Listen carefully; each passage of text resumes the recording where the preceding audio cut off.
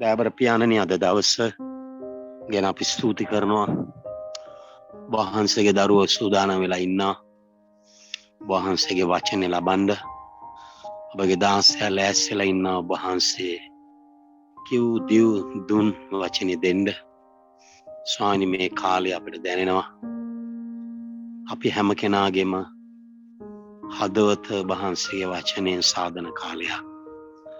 අපේ මාවත් සාධන කාලයක්. ඒ මාවත් සාධන කාලයකට අවශ්‍ය වචනය වහන්සේ දෙන නිසා අපි ස්තුති කරනවා. දැන් ඔබගේ දාසයා ඔබගේ දෑතට අපි බාර කරනවා. ඔහු ගේන වචනයක් විතරක් නෙමෙයි, ඒක එළිදරව්වක්. අපි දන්න එක වචනය රොටි විතරක් නෙමෙයි. මේ කාලේ අපි එළිදරව්වන අපිව ජීවත් වෙන කාලයක්. ඒ නිසා වහන්සේගේ දාසයාගෙන වචනේ අල්ප මාත්‍රයක් අපිට බිම නොවැටි ඒක ලබා ගන්න. වහන්සේ අපේ ආත්මය නැමැති බඳුන ලෑස්ති කරන්න. ඒ වචනෙන් අපේ මනස, ඒ වචනෙන් අපේ මනස ට්‍රේන් කරගන්න, පුරුදු කරගන්න, පුහුණු කරගන්න, මනසේ තබා ගන්න අපිට උපකාර කළ මැන. අපි ඔබගේ දෑතට මේ කාලේ බාරයි ශුද්ධාත්මනිය ඔබ මඟ පෙන්වූ මැනව. මඟ පෙන්වා වහන්සේ රැගෙන ගිය මැනව. ස්වාමිනිය ඔබට ස්තුතියි. සියල්ල ගැන යේසුස් වහන්සේගේ නාමයෙන් ආමේන්. මම ඉස්සර කිව්වා වගේ මේ මම අද කල්පනා කළේ ඕනේ මාතෘකාව බයිබලයේ තියෙන ඕනේ මාතෘකාව දිහා බලනකොට මුළු බයිබලයේ දිහා බලනකොට ඒ මුළු බයිබලයේ තුලම යේසුස් වහන්සේ ඉන්නවා. අපි හැම මාතෘකාවම දිහා බලනකොට අපි ඒ මාතෘකාව ගැඹුරු ලෙස බලන්න ඕනේ. දැන් හරියට ඒ මේසයක් හැදුවත් කකුල් හතරක් තියෙනවනේ. කකුල් හතරම අවශ්‍යයි. ඒ කකුල් හතරම එක විදිහට ශක්තිමත් වෙන එක අවශ්‍යයි. ඒකෙන්ද දෙවියන් වහන්සේ හුඟක් දේවල් වලට විශේෂ සිද්ධීන් තුලදී උන්වහන්සේ එක ස්ථානයක පමණක් නෙමෙයි ස්ථාන කීපයකම ඒක සටහන් කරලා තියෙනවා. ඒක අපේ හදවතේ තදින්ම රැඳී පවතින විදිහට. ඒ එන තරමට ඊට පස්සේ පාස්ටර් මහින්ද යාඥා කළා වගේ ඒ වචනය එළිදරව්වක් වුණාම අපේ ජීවිතේ වෙනස් වෙනවා. මම හිතනවා මම ඉස්සෙල්ලා කිව්වා වගේ මේ අපි ඉන්න પરම්පරාව තමයි අන්තිම කාලයේ પરම්පරාව. සමහර විට අපේ දැන් වයස දිහා බලපුවම සමහර අපේම කාලේ වෙන්න පුළුවන්. නමුත් විශේෂයෙන්ම තරුණ අයට කියන්න කැමති සමහර දෙවියන් වහන්සේ ඕගොල්ලන්ව පාවිච්චි කරන්න පුළුවන්. අපිව පාවිච්චි කරන්න පුළුවන් උනන්දු කිරීම පිණිස මේ අන්තිම කාලයේ පිණිස අන්තිම කාලයට යේසුස් වහන්සේගේ නැවතීමට සූදානම් කිරීම පිණිස කියලා බයිබලයේ කියනවා. යෙසාය 60 කියනවා නැගිට බැබිලයන් මාක්නිසාද නොබේ ආලෝකයේ පැමිණේ පොළොව අන්ධකාරද ජනයද තද අන්ධකාරයෙන් වසනු ලබන්නෝය. ජාතින් නුඹේ ආලෝකයේද රජවරුන් නුඹේ උදාවීමේ දීප්තියද එනවා ඇති කියලා. අපි මේ බයිබලයේ කියලා දෙනවා ලෑස්ති වෙන්න ඕනේ. මේක හිතන්න අරකයි මේක අර මහා සභාවේ ලොකු පාස්ටර් විතරයි කියලා නෑ.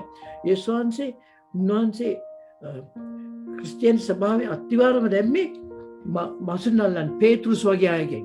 ඒගොල්ලන්ගේ නම් තමයි නව ස්වර්ගයේ අත්විවරමේ තියෙන්නේ.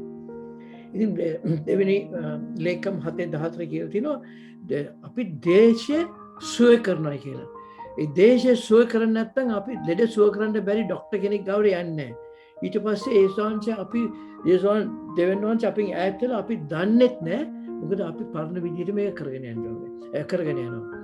දැන් හැබැයි මේ හැම දෙයක්ම පටන් ගන්නෙ පළමුවෙන්ම පටන් ගන්නෙ ගැලවීමෙන් මේ පටන් ගන්න. ඒක තමයි අපේ ජීවිතේ ඉතාමත්ම ප්‍රධානම දවස. ජීවිතේ හරිනම් අපි පටන් ගන්නේ ඒ දවසේ තමයි. දැන් අද කවුරු හරි ළමෙක් ඉපදුනාම ඒ ළමයා ඉපදුනාම අපි හොයලා බැලුවොත් ඒ ළමයා හැදුන හැටි තාමත් පුදුමයි. පුදුම විදිහට ඒ ළමයා හැදුනේ මේ ලෝකෙට එන්න. නමුත් මේ ළමයා කොපමණ පුදුම විදිහට හැදුනත් කොපමණ සන්තෝෂ තිබුණත් අපි එක එක්කෙනා ඒ ළමයාට යාඥා කරනකොට අපි යාඥා කරන මොනවද? ඒ ළමයාගේ අනාගතයට මේ ළමයා ස්වාමිනේ දොස්තර කෙනෙක් වෙන්න, මේ ළමයා හොඳ මිනිසෙක් වෙන්න, මේ ළමයා ස්වාමිනේ ලොකු වහන්සේට සේවයක් බය ඇති වෙන්න කියලා ඒ අනාගතයට තමයි අපි යාඥා කරන්නේ. උප්පත්තියට සන්තෝෂ වුණත් මොකද ඉතින් අපි දෙවියන් වහන්සේගේ මනසෙන් අපි බලනකොට අපි අලුත් මැවිල්ලක් කිය. දෙවෙනි කොරින්ති 5:10 කියන අපි අලුත් මැවිල්ලක් කිය. පරණ දේ පහව ගියේ. මෙන්න සියල්ල අලුත් වී තිබේ. අපි දෙවියන් වහන්සේ තුල දැනගත්තොත් අලුත් මැවිල්ලක් කියන්නේ මොකද්ද කියලා ඒකේ එළිදරව්වක් අපිට පරණ මනුස්සය ඇවිල්ලා අපේ දොරට තට්ටු කරනකොට අපි දොරටුව අපේ දොර අරින්නේ නැහැ. පිලිපි 3:20 කියනවා අපි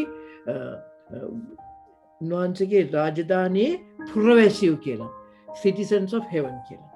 දැන් දෙවියන් වහන්සේ පළමුවෙන්ම මනුස්සයව මවපු වෙලාවේදී ආදම් සයපු මවපු වෙලාවේදී උන්වහන්සේගේ ස්වරූපයෙන් මවලා විශාල අධිපති භාවයක් විශාල වගකීමක් දුන්න මනුස්සයට. උදාහරණයකට උත්පත්ති පොතේ 1:27 සිට 28 දක්වා කියනකොට කියනවා දෙවියන් වහන්සේ තමන්ගේ ස්වරූපයෙන් මනුෂ්‍යයා මැවුසේක. ඊට පස්සේ කියනවා පුරුෂයාද ස්ත්‍රියද කොට ඔවුන් මැවුසේක. ඊට පස්සේ 28 වෙනි පදයේ කියනවා නුඹලා බෝවි වැඩිවීමෙන් පොළ පූර්ණ කොට ඒක යටත් කරගන්න.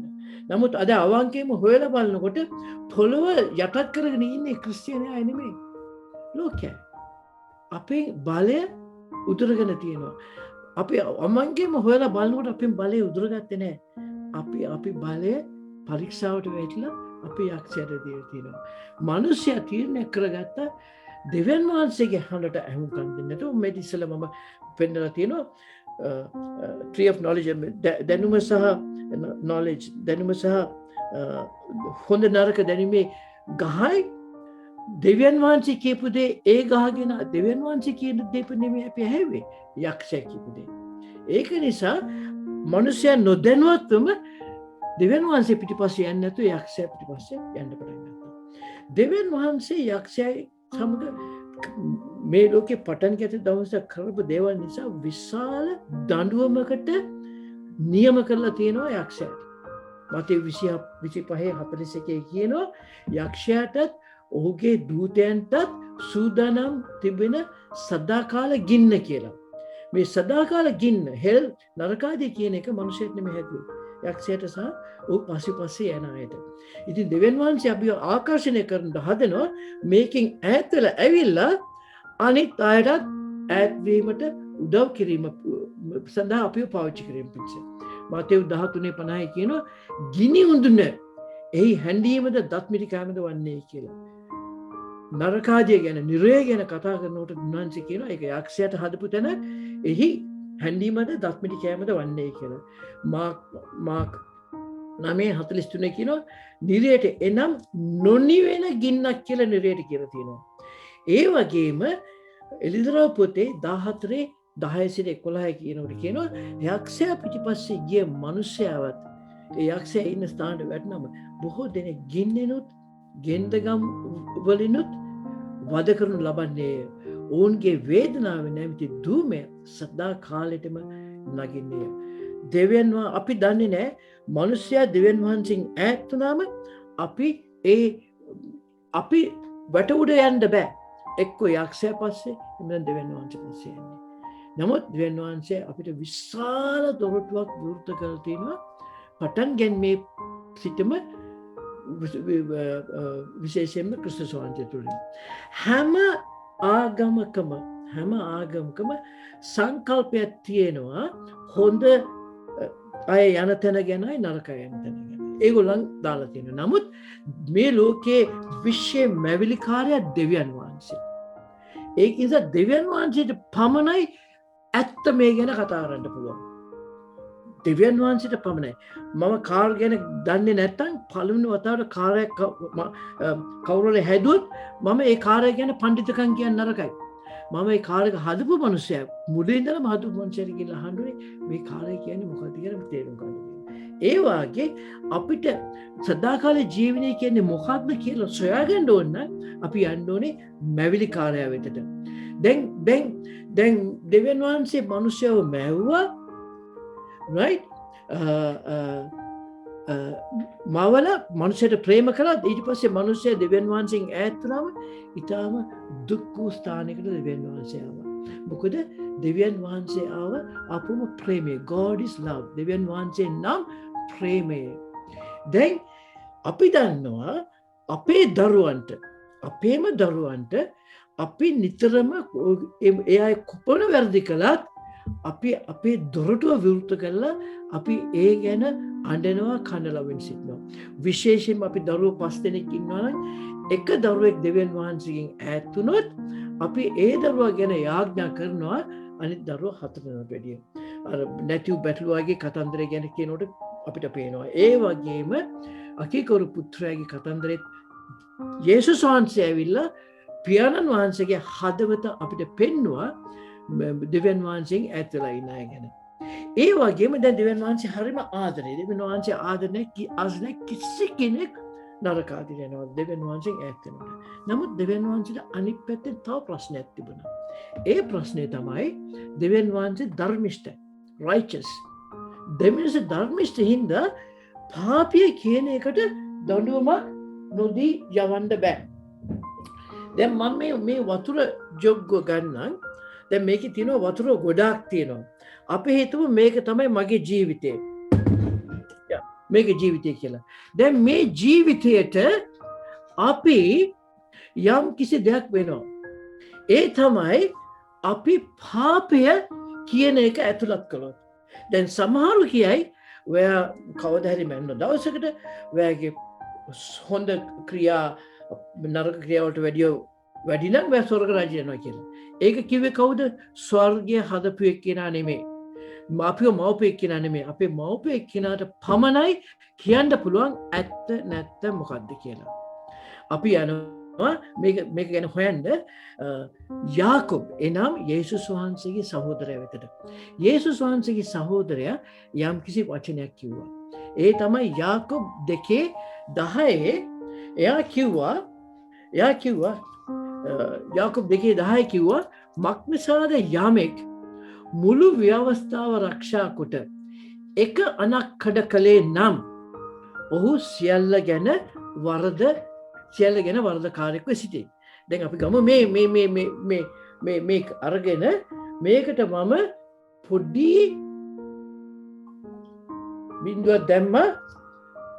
වතුර දින ගානේ හැටියට බලනකොට පොඩි බින්දුවක් දැම්මේ. පාපේ කියන එක පොඩි බින්දුවක් දැම්මේ. දැන් මේකට මොනවද වෙන්නේ? අර හොඳට පිරිසිදුව තිබුණ වතුර ඔක්කොම මොකද උනේ? දැන් මේකේ පාට බලන්න. බින්දු 2-3යි දැම්මේ. ඒ වාගේ මේ යාකොබ් කියනවා මක්නිසාද යමෙක් මුළු ව්‍යවස්ථාව ආරක්ෂා කොට එක අනක් කඩ කළේ නම් ඔහු සියල්ල ගැන වරදකාරයෙක් වී සිටී. මොකද දෙවියන් වහන්සේ අති ශුද්ධයි. ඒ අති ශුද්ධ දෙවියන් වහන්සේට අපි එක පාපයක් කළොත් අපි උන්වහන්සේගෙන් ඈත් වෙලා තියෙනවා. ඉතින් මේක දෙවියන් වහන්සේට ලොකු ප්‍රශ්නයක් වුණා. ඉතින් දෙවියන් වහන්සේ මේක ගැන නොදැන හිටියද? මනුෂ්‍යයා වමනකොට උන්වහන්සේ කිව්වා අයියෝ මේ මනුෂ්‍යයා කරගත්ත වැඩේ කියලා. නෑ. දෙවියන් වහන්සේ මැවිල්ලට ප්‍රථමයෙන් මේ ප්‍රශ්නේ ගැන දැනගෙන හිටියා. මොකද බයිබලයේ කියනවා යෙසාය 46:9 සිට 10 දක්වා කියනවා අන්තිමයේ මුල පටන්ද තවම සිදු නොවන දේ පුරාණයේ පටන්වා දන්නා වූ දෙවියන් වහන්සේ කියලා. දැන් සිංහලෙන් කියනවා දන්නා වූ කියලා. උන්වහන්සේ දන්නා වූ කියන්නේ ඒ කියන්නේ මේ වෙන කෙනෙක් කරන එකත් මම දන්නවා නෑ. බයිබලයේ කියනවා ඩික්ලෙයාර්ඩ් ඒ කියන්නේ ප්‍රකාශ කළා. ඒ කියන්නේ උන්වහන්සේට ඒක ප්‍රකාශ කළා. උන්වහන්සේ අනාගත වාක්‍ය වතුරුවරුන්ට උන්වහන්සේ ඉස්සරහට වෙන්න දෙන දේවල් කිව්වා ටික. නමුත් උන්වහන්සේ කිව්ව පමණක් නොව උන්වහන්සේ ඒවා ප්‍රකාශ කළයි කියලා තියෙනවා. right?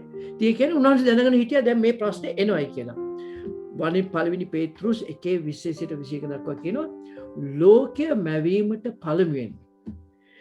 සිංහල බයිබලයේ කියලා තියෙන ලෝකෙ මැවීමට පළමුවෙන් කියලා.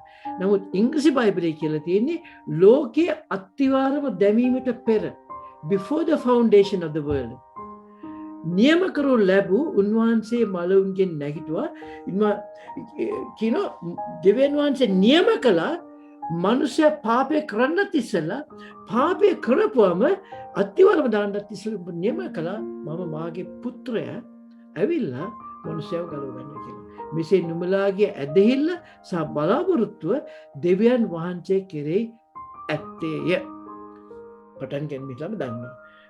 දැන් සාමාන්‍යයෙන් යක්ෂයා යම් කිසි දෙයක් කරපම යක්ෂයාට දඬුවම් කරනවා දෙවියන් වහන්සේ යා එක වැඩක් කරවම එක සැරයක් නෙමෙයි දඬුවම් කරන්නේ. ඒ වගේ 10 ගුණයක් දඬුවම් කරනවා.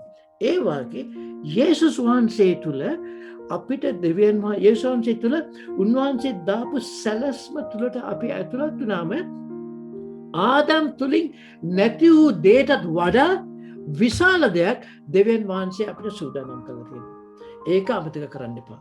එළිදරව් පොතේ 20:10 කියනවා ඔවුන් මුලා කළ යක්ෂයා වනහයි මුර්ගයාද බොරු අනාගත වක්තෘද වසන ගින්නෙන්ද ගෙන්දමින්ද යුත් විලට හෙළනු ලැබුවේය. ඔහු සදාකාලයටම දිවා රෑ ඒ වද කරනු ලැබේ. දවසක් එනවා මම දන්නේ කොහොමද මේක වෙනවයි කියලා. මම දන්නේ කොහොමද අලුත් ස්වර්ග රාජ්‍යය එනවයි කියලා. යේසුස් වහන්සේගේ මේ ලෝකෙට මිනිස්සෙක් හැටියට ඒම ඒ උන්වහන්සේගේ කුරුසයන ගැසීම මේ දේවල් පරණ ගිවිසුමේ ලියලා තිබුණා. අවුරුදු 10 ගණනකට ඉස්සෙල්ලා ලියලා තිබුණා. ඒ ලියලා තිබුණ දේවල් යේසුස් වහන්සේ මේ ලෝකෙට එන්න ඉස්සෙල්ලා කවුරු හරි කිව්වනම් ඔයා දන්නවද මේ ලෝකේ මාපු දෙවියන් වහන්සේ මේ ලෝකෙ එන්න යනවානේ මිනිස්සෙක් හැටියට. ඒ විතරක් නෙමෙයි අපි මේ මිනිස්සව අල්ලලා ගහලා ඒ මිනිස්සයට මොනවා කරලා මරන්න යනවානේ මිනිස්සු යේසුස් මේ ගෝඩ මරන්න යනවා කියලා කිව්වනම් විශ්වාස කරන්නේ නැහැ. නමුත් අපි දන්නවා ඒක උණයි කියලා. මොකද ඒක ඓතිහාසික සිද්ධියක් නිසා. ඒ වාගේ බයිබලයේ තියෙනවා අනාගත වාක්‍ය බොහෝමයක් තියෙනවා. බයිබලෙන් 3න් පංගුවක්ම තියෙන අනාගත වාක්‍ය. අද වෙනකන් වෙන්න තියෙන අනාගත වාක්‍ය සියල්ලම ඒ විදියටම ඉෂ්ට වුණා. ඒකින්ද අපිට සාධක තියෙනවා මේ ඉදිරියට එන්න යන අනාගත වාක්‍යයත් සම්පූර්ණයෙන්ම ඒ කීපු ලෙසම ඉෂ්ට වෙනවා කියලා. කවුරුත් කිව්වේ නෑ එහෙනම් මේ යේසුස් මේ ගෝඩ් එන්න යන්නේ ආත්මයෙන්. නෑ යා ෆිසිකලි ආවා. යා මිනිසෙක් හැටියට ශාරීරිකව ආවා. ඒ වාගේ අද එළිදරව් පොතේ සහ අනිත් පොත්වල අනත් අනාගත වක්තෘවරු අනාගතය කියන ලියලා තියෙන දේවල් ස්වර්ග රාජ්‍යය කියන ලියලා තියෙන දේවල් දශ දෙවියන්සේගේ පාලනය කියන ලියලා තියෙන දේවල් යක්ෂයාට වෙන දේ ගැන ලියලා තියෙන දේවල් අපිට දීලා තියෙන ආශිර්වාද සියල්ලම උන්වහන්සේ ඒ ලේඛන විදිහටම ඉෂ්ට වෙන්න යනවා. නමුත් අද අපි ඒ තුල තීරණය ගත යුතුයි. බයිබලයේ කියනවා ඉතින් යේසුස් වහන්සේ මොනවද දෙවියන් වහන්සේ මොනවද කළේ? උන්වහන්සේ පටන් ගැනීම ඉඳලාම කිව්වා මක්නිසාද යොහන් 3:16 දක්වා මක්නිසාද දෙවියන් වහන්සේ ස්වකී ඒකටද පුත්‍රයන්න් දෙන්න තරමට ලෝකයට ප්‍රේම කළසේක. එසේ කලේ උන්වහන්සේ කෙරේ අදාහ ගන්නා සෑම. ඒ කියන්නේ අපිට තෝරා ගැනීමක් තියෙනවා. අදාහ ගන්නා සෑම දිනම විනාශ නොවි සදාකාල ජීවනය ලබන පිණිසය. ඊට පස්සේ කියනවා පුත්‍රයන්න් දෙවියන් වහන්සේ පුත්‍රයන්න් ලෝකෙට එව්වේ ලෝකය විනිශ්චය කරන පිණිස නොව ලෝකය උන්වහන්සේ කරුණු ගැටගෙන ගලවන ලබන පිණිසයි කියලා. රෝම 5:6 කියනවා මක්නිසාද අප දුර්වලව සිටියේදී නියම කාලයේදී දෙවියන් වහන්සේ හැම දෙයක්ම කරන්නේ නියම කාලයේදී. උන්වහන්සේ කිව්වොත් නිසාන් 10 මේ දේ වෙනවයි කියලා හරියට නිසාන් 10 දවසේ ඒ දේ වෙනවා. නිසාන් 14 දවසේ යේසුස් වහන්සේ මළුවෙන් නැගිටිනවා කිව්වොත් හරියට ඒ දවසේ යේසුස් වහන්සේ දාට මළුවෙන් නැගිටිනවා. උන්වහන්සේ හැම දෙයක්ම කළේ සැලැස්මක් සහ හරි විදියට හරි සැලැස්මක් ඇතුළත. ඉතින් බයිබලයේ කියනවා අප දුර්වල සිටියේදී නියම කාලයේදී ක්‍රිස්තුස් වහන්සේ අභක්තිකයන් උදෙසා මලසේක.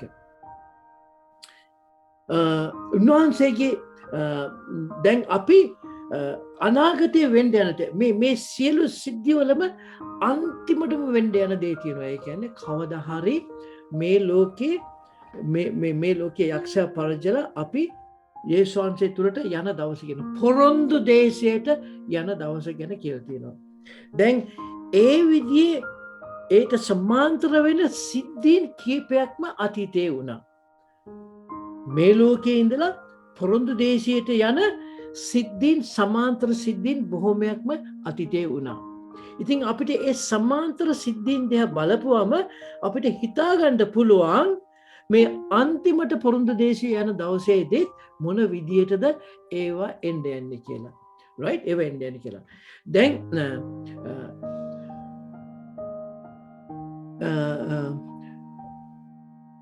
දෙවියන් වහන්සේ කියලා තියෙනවා අපිට අපි ධෛර්යයක් මත් කිරීම පිණිස උන්වහන්සේ අපිට ස්වර්ග රාජ්‍ය ගැන කියලා තියෙනවා. පළවෙනි කොරින්තේ 2:9 කියනවා පවුල් කියනවා නමුත් ලියා තිබෙන ලෙස දෙවියන් වහන්සේ විසින් තමන් ප්‍රේම කරන්නන්ට සූදානම් කළ යම් දෙයක් ඇද්ද ඒ දේ ඇසට නොපෙනෙන්නේ කනට නොඇසෙන්නේ මනුෂ්‍යයාගේ සිතට නොපැමිණේ. මොකද ඒකට සංසන්දනය කරන්න කාටත් බෑ. අද අපි හිතමු ඔයාව ස්වර්ග රාජ්‍යයට දෙවියන් වහන්සේ අරන් ගියයි කියලා දවසකට ගිහිලා ස්වර්ග රාජ්‍ය පෙන්නලා ඔයා ආයෙත් මේ ලෝකෙට ආපුවම ඔයාට වචන නෑ ඒක විස්තර කරන්න. එච්චර සුන්දර ස්ථානයක්. ඒක නිසා අපි දෙවියන් වහන්සේ අපිට දීලා තියෙන හැම දෙයක්ම හැම ආශිර්වාදයක්ම අපි දිව්‍ය ඥානය පාවිච්චි කරලා ඒ හැම ආශිර්වාදයක්ම දෙවියන් වහන්සේගේ රාජ්‍යයට වැඩ කරන්න යොදා ගන්න කියලා මම බැගෑපැත්ව ඉල්ලා සිටිනවා. අපිට දීලා තියෙන හැම ටැලන්ටයක්ම අපිට දීලා තියෙන කාලය අපිට දීලා තියෙන මුදල් අපිට දීලා තියෙන ශරීර ශක්තිය සුවය අපි බලමු කොහොමද මේ දේ පූජාවක් ලෙස දෙවියන් වහන්සේ වෙතට හැමදාම ගෙනින්නේ කියලා. රෝම 12:1 තියෙනවා bring your life as a bodies as ඔබගේ ශරීරයම ආත්මය මුළු ශරීරයම ගෙන්දි කියලා උන්වහන්සේට පූජාවක් හැටියට. ඒ සංස ජීවිතනේ ඒ විදිහට. එපිස 5:15 දක්වා කියනවා ඒ නිසා නුඹලා ඥානය නැත්තන් මෙන් නොව ඥානවන්තයන් මෙන් ප්‍රවේශමෙන් හැසිරෙන්න බලාගන්න. දවස් නපුරු බැවින් ප්‍රස්තාව අල්ලා ගන්න. අපිට කාලය පස්සට කරකවන්න බෑ. මේ නිසා නුඹලා අනුව නොවි ස්වාමීන් වහන්සේගේ කැමැත්ත කිමෙක්ද කියා තේරුම් ගන්න. ඉතාමත්ම අවශ්‍ය දෙයක්. අපි දන්නවා සමහර විට අපිට ඇසකට පෙනෙන දේ ඉල්ලනවා. කනට ඇහෙන දේ ඉල්ලනවා. ඔබ උදේට නැගිට්ටම කියනෝනේ ස්වාමිනේ ඔබ වහන්සේගේ කැමැත්ත මොකද්ද? ඒ දේ පමණයි මට අද කරන්න ඕනේ. එහෙම නැතුව නැගිටලා කියන්න එපා මම ඉන්ටර්විව් එකට යනවා ස්වාමිනේ මට කොහොම හරි ජොබ් එක ඕනේ. අවශ්‍ය දේ දෙවියන් වහන්සේ දන්නවා. ගීතාවලිය 106:15 කියනවා මේ ඊජිප්ත් රටින් ආපු අය ඒගොල්ලෝ ඉල්ලුවේ ඔක්කොම ඇසට පෙනෙන දේ සහ කනට ඇසෙන දේ. දෙවියන් වහන්සේගේ කැමැත්ත කියන එක ගැන ප්‍රධාන අවබෝධය යොමු කළේ නැහැ. උන්වහන්සේ කියන උන්වහන්සේ ඔවුන්ගේ ඉල්ලීම ඉෂ්ට කළේ නමුත් ඔවුන්ගේ ආත්මයට කෘෂභාවයට පැනුසේක. අපි ඒ ස්ථානෙට නොවිය යුතුයි. කියනවා ඥානය නැත්තන් මෙනව ඥානවන්තයන් මෙන් ප්‍රවේශයෙන් හැසිරෙන්න. කොහොමද ප්‍රවේශයෙන් හැසිරෙන්න? එපිස කිව්වා ස්වාමීන් වහන්සේගේ කැමැත්ත කිමේක්ද කියා තේරුම් ගන්න. ඒ තුල ජීවත් වෙන්න.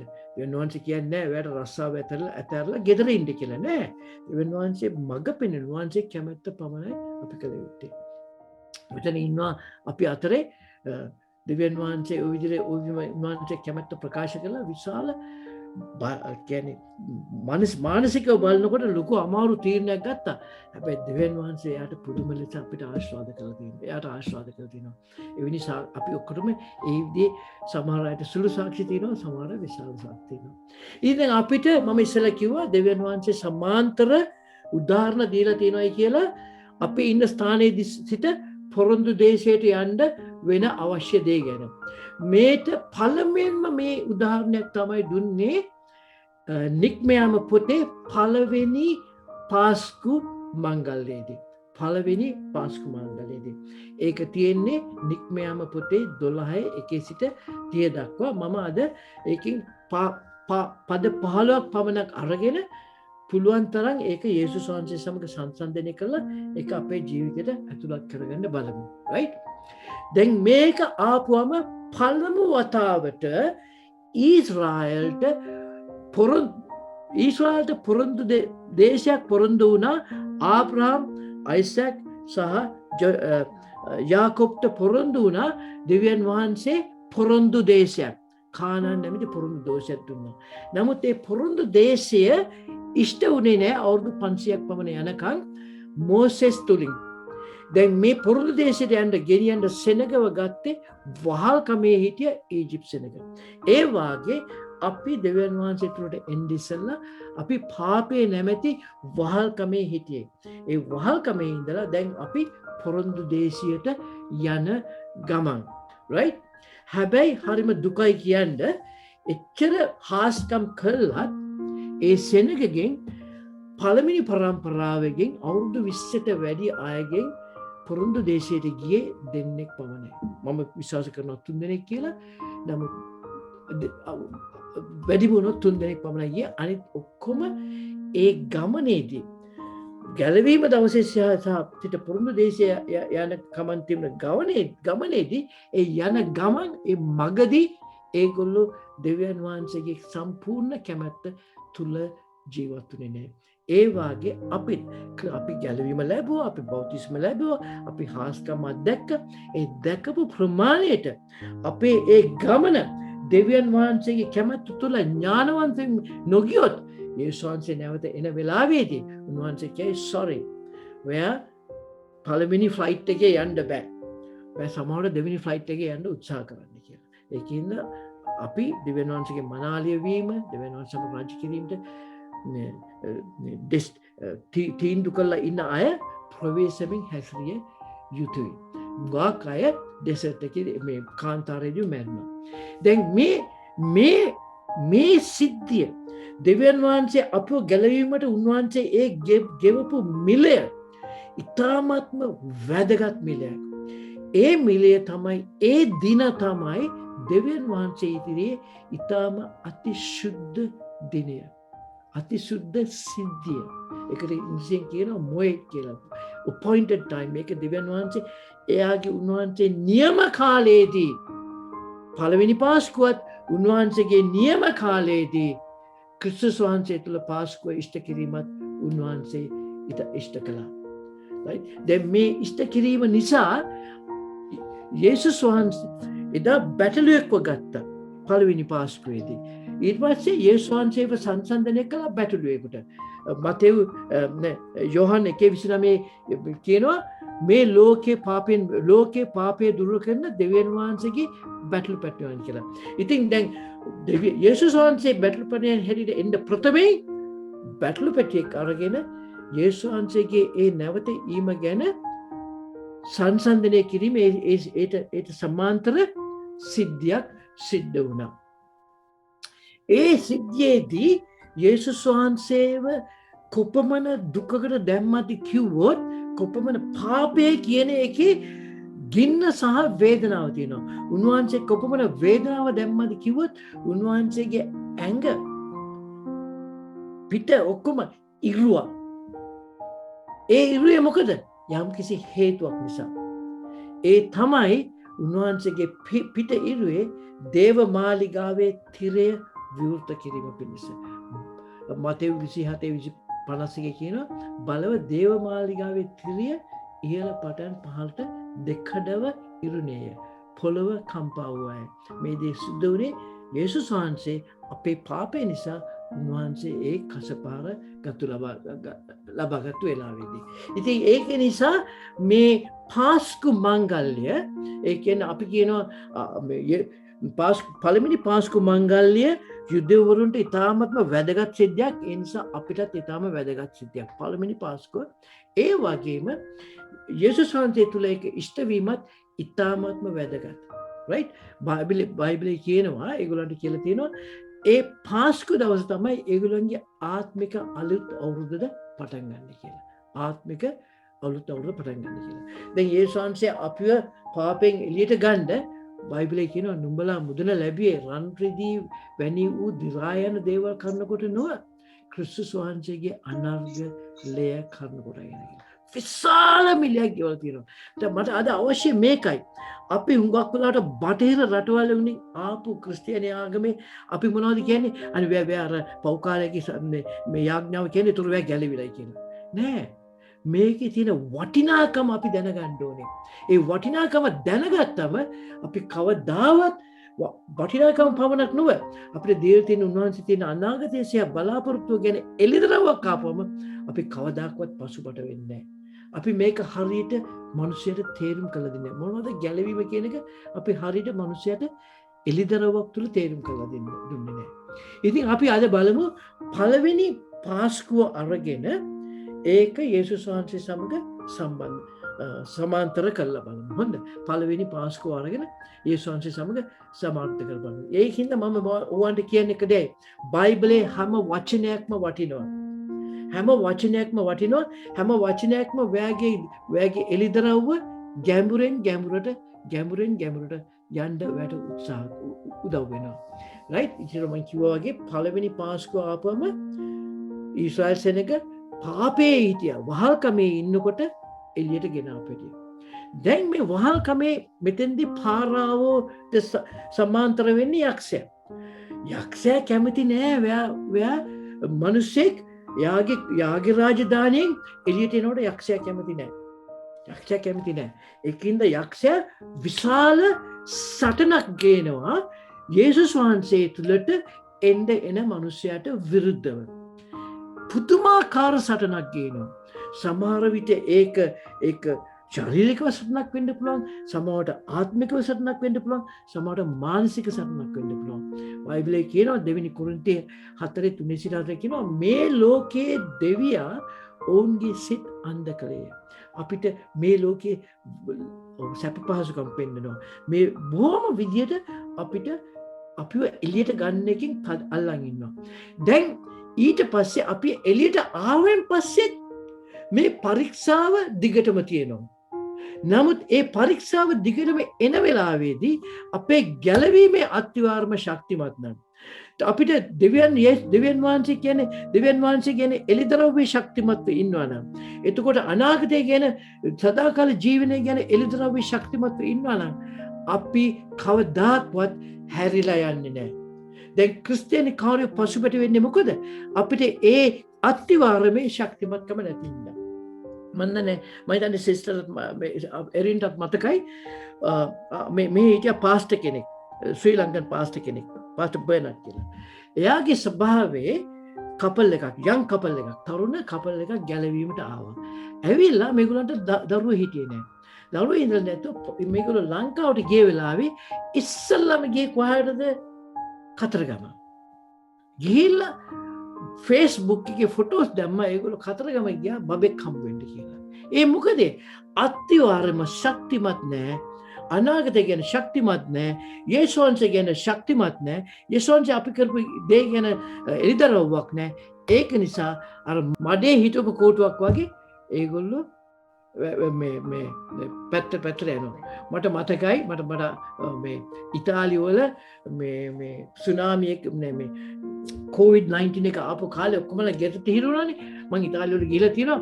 එතන ඔක්කොම උඩ තට්ටුවේ මේ කොල්ලන්ට අපේ ලංකාවේ කොල්ලන්ට හරි ජොලි දැන් වැට්ටයන් දෙන්න අපි ගෙදර ඉන්නේ කියලා. ඒගොල්ලෝ ගැහුවා. මට තාමත් මතකයි. උඩ ඉඳගෙන මම වීඩියෝ ක්ලිප්ස් දැක්කා. ගැහුවා අර සුමිහිරි පානේ පදමට ගහලා හෙට මැරුණත් අදට සැපයි හෙට දුක් කරයි කියලා. අපි කියන ගීතිකාව, අපි කරන සින්දුව ආපුවම අපි ප්‍රකාශයක් කරන්නේ. ඒගොල්ලෝ කිව්වා හෙට මැරුණත් හිතට සැපයි, යක්ෂයා අපි ජොලි කරලා කියලා. දැන් අද කොහොමද දුකකින් ඒගොල්ලෝ යනවද? තේරෙනවද? අපි කවදාකවත් පාටි එකකට ගියොත්, අපි කවදාරි බර්ත්ඩේ පාටි එකකට ගියොත් සම්පූර්ණයෙන් ගැලවෙලා තියෙනවා නම් අපි කතා කරන හැම වචනයක්ම අපි ග්‍රහණ දෙන්න ඕනේ කියලා දෙවියන් වහන්සේ ඉදිරියේ දන්නවා. අපි එතනට ගිහිලා අපි යන්නම අවශ්‍ය නම් එතනට ගිහිලා අපි එතන ආලෝකයක් වෙනවා මිසක් අපි ඒගොල්ලෝ එක්ක සම්බන්ධ වෙන්නේ නැහැ. මොකද මම දන්නවා ස්වාමීන් වහන්සේ මට කොපමණ මිලයක් ගෙවලා තියෙනවද කියලා. ඉතින් නික්මයාම 3:9 කියනවා දැන් බලව ඊශ්‍රායල් පුත්‍රයන්ගේ මුර ගැසීම මා විතර පැමිණ තිබේ. මිසර වරුන් ඔවුන්ට කරන පීඩා දුටුමි. අපිට එළිදරව්වක් එන්න ඕනේ. අපි මේ පරණ ජීවිතයේ ඉන්න එක සමහරට ඔයා පෝසත් වෙන්න පුළුවන්. ඒකේ හින්දා ඔයාට තේරෙන්නේ නැතුව ඇති මේ මුර ගැසීමක් හදවතේ නැතුව ඇති. නමුත් අපිට දෙවියන් වහන්සේගේ වචනය තුලින් පෙන්නපුවම එළිදරව්ව දුන්නම අපි බයිබලයේ කියනවා නුඹ හිතනවා නුඹ පෝසත් කියලා. නමුත් යේසුස් වහන්සේ තුල නැත්තම් නුඹ ඉන්නේ ඊටාත්ම අසරණ ස්ථානයකට, මුර ගැසිය යුතු ස්ථානයක ඉන්නේ. ඒක නිසා අපි ඉස්සෙල්ලම මිනිස්සු ගැලවීමට ඉස්සෙල්ලා ඒගොල්ලන්ව ගේන්න ඕනේ. අපි ඉන්න ස්ථානය දෙවියන් වහන්සේගේ වචන තුලින් පෙන්වන්න. පෙන්නලා කියනවා අනේ ස්වාමිනී මට මේකෙන් ගැලවිලා යන්න ඕනේ, මට උදව් කරන්න ඕනේ. ඒ ස්ථානයට ආවිලා ගැලවීම ලබා ගන්න ඕනේ. නැත්තම් ගැලවීම මේ බලයෙන් දුන්නොත් ඔයා දෙවියන් වහන්සේට ලොකු ෆේවර් එකක් කරන්නේ අනේ කර්මා කළා යසොන්ට පිළිගන්න නෑ. එහෙම ගැලවීම දෙන්න එපා. මේ කියන්නේ සදාකාලික ජීවනය කියන්නේ මොකද්ද? යේසුස් වහන්සේ තියෙන සදාකාලික කියන්නේ මොකද්ද? මනුෂ්‍යය යක්ෂය තුන සදාකාලික තියෙන්නේ මොකද්ද? ඔයා ඉන්න ස්ථානය මොකද්ද? ඒකනේ කියන්නේ ශාරීරික දුප්පත් අයට ගැලවීම දීම ලේසි. ශාරීරික දුප්පත් නැති අයට. නමුත් අපි ශාරීරික දුප්පත් වුණත් පෝසත් වුණත් පෝසත් ලාසරුස්ලා පෝසත් මනුෂ්‍යය කතන්දර කියලා බලන්න කවුද දුප්පත් එතන? අපි සදාකාලේ මොන විදිහට ජීවත් වෙන්නේ එතන තමයි අපේ පෝසත්කම තියෙන්නේ. ඒ එළිතරව්ව දෙන්න ඕනේ අපි ගැලවීමට මිනිස්සුෙක් ගේන්න ඉස්සෙල්ලා. එනවා බයිබලයේ කියනවා පේත්‍රුස් 2:1 කියනවා එබැවින් සියලු ආකාර ක්‍රෝධයද සියලු ආකාර රැවටිලිද වංකකමද ඊර්ෂ්‍යාවද සියලු අගුණකම්ද පහළ දමා රැවටිලි තියෙනවා. මේ රැවටිලි වලින් එළිතරව්ව ගේන්න ඔයා ගිහිල්ලා අවංකයෙන්ම මේ මිනිසයා ගැන අඬලා ගිහිල්ලා යාඥා කළා ගියාම ඔයා ඉස්සරහට ගිහිල්ලා කතා කරන සුද්ධාත්මයන් වහන්සේ වැඩි ඉස්සරලා ගිහිල්ලා එයාගේ අඳුරකම කියන්නේ එයාගේ තියෙන රැවටිල්ල කැඩපතක් මෙන්න ඔහුට පෙන්වලා දෙන්න යනවා. ස්වාමීන් වහන්සේ යහපත් බව නුඹලා රස බලා දැනගන්න ඕන. අපි යේසුස් වහන්සේව රස බලා දැනගත යුතුයි. ආත්මිකව අමිශ්‍රව කිරිවලින් නුඹලා ගැලවීම සඳහා වර්ධනය වන පිණිස අලුත උපන් බිලිඳුන් මෙන් එය බොහෝ ආශාවෙන් අපි සුද්ධ වචනයට ආසා විය යුතුයි. අපි පාස්ටර්ස්ලා ලීඩර්ස්ලා වචනේ උගන්වන අය හොඳට මතක තියාගන්න. ලොකු ක්‍රුසේඩ් එකක් තියලා 300ක් ගැලවුණයි කියලා පාරට්ටු කරන්න එපා. අපි ගැලවීම දිය යුතුයි ඒකේ වටිනාකම හැටියට. මට ලක්ෂ 10ක් වටින මැණිකක් මම ඔහේ අල්ලගනින් මචං කියලා විසි කරන්නේ නෑ. අපි ඒක ගිහිල්ලා බොහොම ප්‍රවේශයෙන් දෙන්නේ. මේක යේසුස් වහන්සේ මේකට ගෙවු මිලේ ගැන මනසේ තියාගෙන ප්‍රවේශයෙන් දිය යුතුයි. යාකෝබ් 3 කියනවා අපි සියලු දෙනාම දේශකයෝ නායකයෝ උගන්වන අය වෙන්න කලබල වෙන්න එපා. මොකද අපි දෙවියන් වහන්සේගේ ගැලවීම හරි විදියට ප්‍රකාශ නොකළොත්, උන්වහන්සේගේ වචනේ හරි විදියට ප්‍රකාශ නොකළොත්, වාසි බල වෙනම කිසිම කාරණයකට හරි විදියට ප්‍රකාශ නොකළොත් අපිට එන දඬුවම විනිශ්චය ඉතාමත්ම භයානකයි කියලා තියෙනවා. එපිස 4:11-15 දක්වා කියනවා උන්වහන්සේ අපි මනුෂ්‍යයන්ව ගෝලයක් කිරීමට දෙවි තියෙන වගකීම ගැන. හැම ආගමේම ගැලවීම තමයි අන්තිම. ඔක්කොම හදන්නේ කොහොම හරි අන්තිමට ගැලවෙන්න. නමුත් අපිට ගැලවීමෙන් තමයි අපි පටන් ගන්නෙ. ඒකින්ද කවුරු හරි ඇවිල්ලා ඇහුවොත් ඔයා ගැලවිලා ඉන්නකොට ඔයා මැරුණොත් නරක ස්වර්ග රාජ්‍යයට? ඔව් මම මැරුණොත් මම ස්වර්ග රාජ්‍යයට යනවා. මම ඒක ගැන බර වෙන්න නරකයි. අපි කියලා මුස්ලිම් මිනිස්සුන් ඇහුවොත් ඔයා ගැලවුණාම ස්වර්ග රාජ්‍යයට කියලා ඒ කියන්නේ ඉන්ෂාල්ලා කියනවා. ඒ කියන්නේ අල්ලා මට දුන්නොත් එහෙම නෑ. අපේ දෙවියන් වහන්සේටත් බෑ අපිව නරක ආදිට අරින්න. අපි අවංකයෙන්ම ගැලවිලා නම් ඉන්නේ.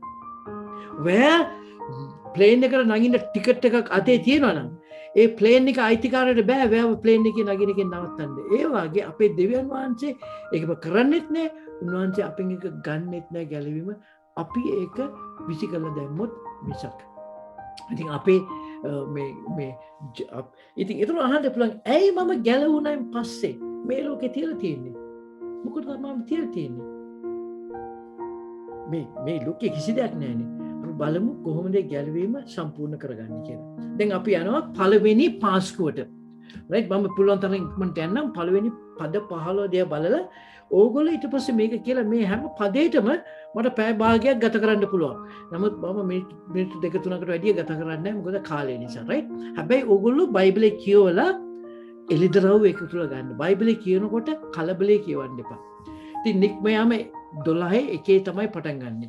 12:1 සිට 2 දක්වා කියනවා ස්වාමීන් වහන්සේ මිස්ර දේශයේදී මෝසෙස්ට සහ ආරොන්ට කතා කොට මේ මාසයේ නුඹලා මාසවලට පටන් ගැනීම වන්නේය. ඒක නුඹලාට අවුරුද්දේ පළවෙනි මාසය වන්නේය.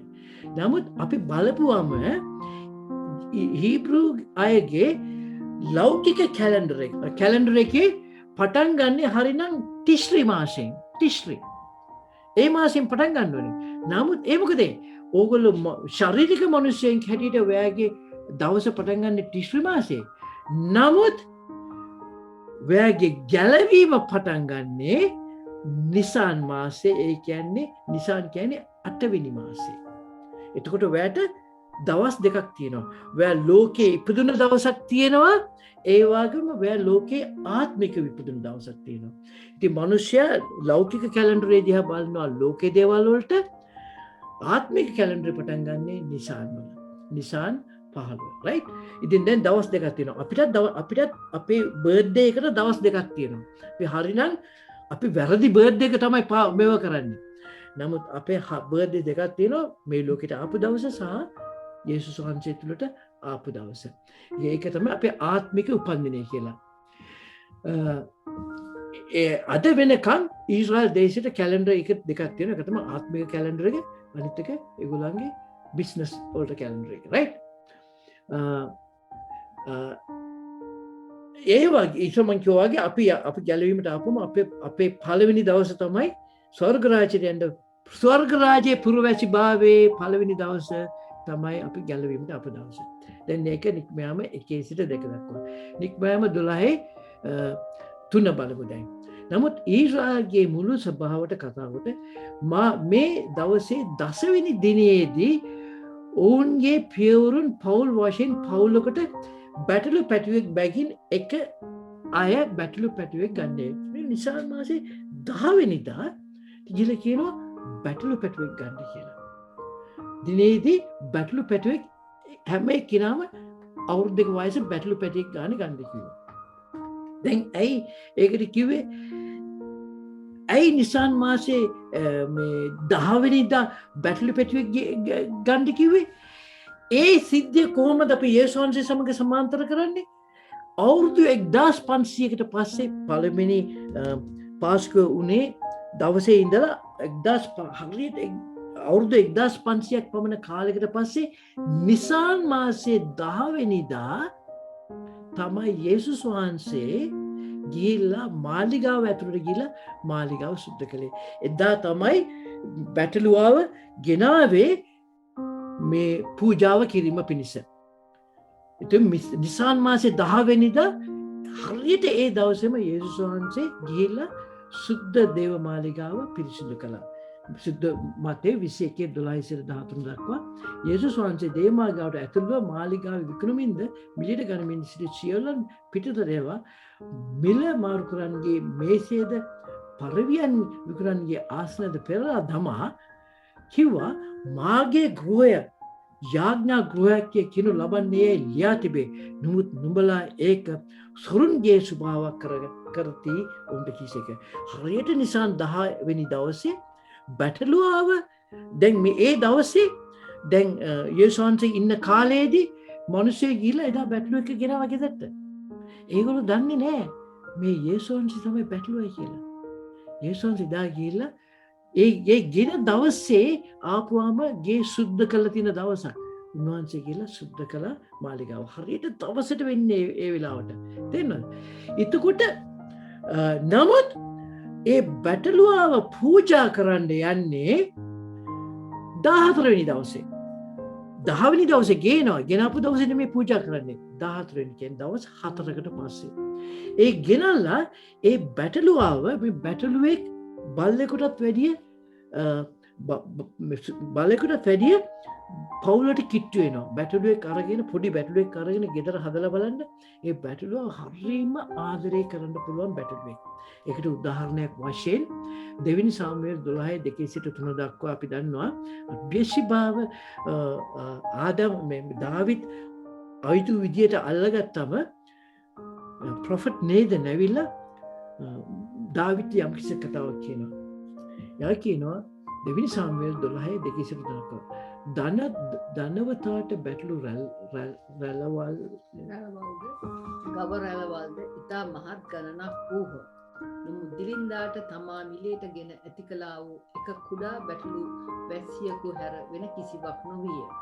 ඈ ඔහු වෙතම ඔහුගේ දරුවන් සමග වැඩමින්ද, ඔහුගේ කෑම ටිකෙන් කමින්ද, ඔහුගේ කුසලානෙන් බොමින්ද, ඔහුගේ ලයේ හෝමින්ද ඔහුට දුවෙකු මෙන් සිටියාය. දැන් මේ බැටළුව ගේනවා 10 වෙනි දවසේ. ගෙනාපු මේ බැටළුව ළමයිත් එක්ක හරි ආසයි. ඔක්කොමලම හරි ආසයි. මේ බැටළුව පවුලෙම වගේ හැදිගෙන ඇවිල්ලා 4 වෙනි දවසේ බැටළුව මරන්න ඕනේ. ඇයි 10 වෙනි දවසේ අරගෙන 4 වෙනි දවසේ මරන්නේ? දවස් 4ක් කියන්නේ මොකද්ද? මම හිතන්නේ ගීතවලින් 94 වෙන්න ඇති. ඒතර පේත්‍රුස්වත් කියනවා එක දවසක් අවුරුදු 1000ක් මෙන් වෙන්නේ කියලා. බයිබලයේ පැහැදිලිව කියලා තියෙනවා heavenly ස්වර්ග රාජ්‍යයේදී එක දවසක් අවුරුදු 1000ක් මෙන් වෙන්නේ කියලා. ඒ කියන්නේ දවස් 4ක් තියාගත්තයි කියන්නේ මොකද? ඒක අවුරුදු 4000කට සමානයි. ඇයි අවුරුදු 4000? පටන් ගැනීම ලෝකේ මැවපු දවසේ ඉඳලා යේසුස් වහන්සේව පූජා කරපු දවසට අවුරුදු 4000ක් පමණ කාලයක් වෙනවා. යේසුස් වහන්සේ පටන් ගැනීම සිට යේසුස් වහන්සේ පූජා කරපු දවස දක්වා අවුරුදු 4000ක් පමණ කාලයක් වෙනවා. 4000ක් පමණ කාලයක්. ඒ කියන්නේ දැන් මේ පියාණන් වහන්සේ අවුරුදු 4000ක් යේසුස් වහන්සේ දිහා බලලා කිව්වා අනේ මගේ පුත්‍රයාව අවුරුදු 4000කට පස්සේ එනම් දවස් 4කට පස්සේ පූජා කරන්න යනවා. මේ ළමයි ඒ බැටළුව අරගෙන සෙල්ලම් කළා. 4 වෙනි දවසේදී තාත්තා ළමයි ඉස්සරහ අපිට මේ බැටළුව මරන්න ඕනේ. අපි දෙවියන් වහන්සේ ඒ බැටළුව ගෙනල්ලා පෙන්වුවේ මොකද? මට ඕනේ ඕගොල්ලන්ට දැනගන්න මම කොපමණ වේදනාවකින්ද මගේ පුත්‍රයාව අවුරුදු 4000ක් යාගේ දිහා බලන් හිටියා. ඔයාගේ පාපය නිසා යාව පූජා කරන්න. right? දැන් මේ මරණ වෙලාවේදී ඒ ළමයි බලන්න ඇති, ඒ බැටළුව බලන්න ඇති අනේ මම මරන්න යනවා කියලා. අර ඇස් දෙක වේදනාවේ ඇස් දෙක, අහිංසක ඇස් දෙක ළමයිගේ ඇස් දෙකට දැක්කම ළමයි අඬන්න ඇති. ස්වර්ග රාජ්‍යයේ දේවදූතයෝ පියාණන් වහන්සේ සියලු දෙනාම එදා අඬන්න ඇති. යේසුස් වහන්සේ කුරුසයන ගසන දවසේ අපේ පාපය මිලය එපමණයි. අපේ ගැලවීම වටිනාකම කොපමණද? මතෙව් 27:46 කියනවා 9 වෙනි පැයේදී පමණේදී යේසුස් වහන්සේ ඒලි ඒලි ලාමා සබස්කානි කියා මහත් ශබ්දකින් මොර ගැසුවේ. එහි අර්ථය නම් මාගේ දෙවියනි ඔබ මා අත්හැරියේ මන්ද කියලා කියනවා. right? බයිබලයේ කියනවා ඒලි ලාමා සබස්කානි කියනවා මම දැන් එන්නේ on the 10th of the month something because right. Yeah, right? Okay. Eli lama sabaskari කියලා තියෙනවා. So then යේසුස් වහන්සේ ඉස්සර මම කෝගේ දෙවියන් වහන්සේ බලන් හිටියම කොන අවුරුදු 4000ක් පමණ කාලයක. නික්මයාමේ 12:4 කියනවා ඉදින් බැටළුවෙක් පැටවෙකුට ඛණ්ඩ ගේ වැසියු මිද ඕගේ ඊට පස්සේ හම්බන්නේ 4 වෙනි පදයට එනවා. ඉස්සර 3 වෙනි පදේ 4 වෙනි පදේ කියනවා ඉතින් බැටළු පැටවෙකු ඛණ්ඩ ගේ වැසියු මදිනම් ඔහුද ඔහුගේ ළඟ සිටින ඔහුගේ අසල් වාසීද මිනිසුන් ගණන හැටියට එකතු කරගන්න ඔය කියලා කියනවා. දැන් ඊට පස්සේ බැටළු පැටවව ගෙනල්ලා බැටළු පැටවව මරපු දවසේදී ඒක අපි පුද්ගලික කළ යුතුයි. හැම නිවසක්ම බැටළු පැටවෙක් ගේන්න ඕනේ. ගෙනල්ලා ඒක අපි පුද්ගලික සිද්ධියක් බවට පත් කළ යුතුයි. දැන් සමහර අපි හිතමු කවුරු හරි විවාහ වෙච්ච නැති කෙනෙක් අල්ලපු ගෙදර ඉන්නවා නම් යාට සම්පූර්ණ බැටළුවෙක් වැඩිනේ. ඒකින්ද එයා කියනවා ඔයා එන්න අපේ පවුලත් එක්ක සම්බන්ධ වෙන්න. අද මේ දේ නිසා අපි පවුල් දෙකම එකයි ඒකින්ද අපි බැටළුවගෙන් ඔයාටත් අපිට මේ සහභාගී වෙන්න පුළුවන් කියලා. ඒ කියන්නේ මේක තනියම නෙමෙයි අපි හැම එක්කිනාම මුළු සමාජයක් ඇතුළත හැම එක්කිනාම එකතු වෙලා කළ යුතු දෙයක්. පළවෙනි දේ. දෙවෙනි දේ තමයි එහෙම කරන්න හේතුව මේකයි. සමහරවිට එක බැටළුවෙක් එක පවුලකට වැඩි නම් එහෙනම් අපි බැටළුවකින් භාගයයි කන්නේ. අපි අනිත් භාගය ෆ්‍රිජ් එකේ දානවා. නෑ. එදාට යේසුස් වහන්සේව සම්පූර්ණයෙන්ම උන්වහන්සේගේ ශරීරය සම්පූර්ණයෙන්ම කැප වෙන්න ඕනේ. ඒක නිසා සෙන්ටන්ගේ බැටළුවගේ සම්පූර්ණයෙන්ම මස් කෑම පිණිස ගෙදර ඉන්න ගණන වැඩි නම් අනිත් අය සමග සම්බන්ධ විය යුතුයි. මතෙව් 26:53 සිට 54 දක්වා කියනවා දූතයන්